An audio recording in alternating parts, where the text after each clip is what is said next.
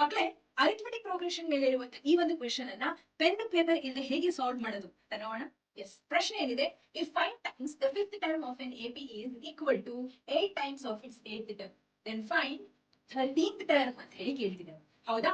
So ಪ್ರಶ್ನೆ ಪ್ರಕಾರ 5 times of its fifth term, observe ಮಾಡಿ, ಇಲ್ಲಿನೂ 5 ಇದೆ, ಇಲ್ಲಿನೂ 5, okay, is equal to 8 times of its eighth term. ಇಲ್ಲಿನೂ 8 ಇದೆ, ಇಲ್ಲಿನೂ 8 ಇದೆ. ಹೌದಾ?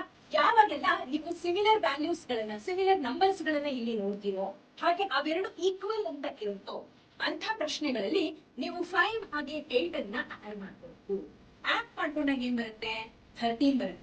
ಸೊ ಅದೇ 13th ಟರ್ಮ್ ಅಲ್ಲೇ ನಿಮಗೆ ಫೈಂಡ್ ಔಟ್ ಮಾಡಿ ಅಂತ ಕೇಳಿದಾಗ ನಾನ್ ಹೇಳ್ತೀನಿ ಇದ್ರ ಉತ್ತರ 0.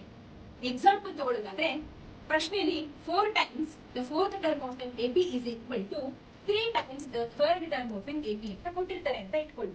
ಹಾಗಿದ್ರೆ find out it's 7th term ಅಂತ ಕೇಳಿದ್ರೆ ಆನ್ಸರ್ ಏನಾಗುತ್ತೆ? 0 ಆಗುತ್ತೆ.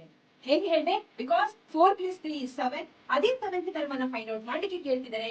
That answer will be equal to 0. ಇನ್ನು ಇದನ್ನ ನಾವು ಮ್ಯಾಥಮೆಟಿಕಲಿ ರಿಸಾಲ್ವ್ ಮಾಡಿದಾಗ ಅದೇ ಉತ್ತರ ಬರುತ್ತೆ 0.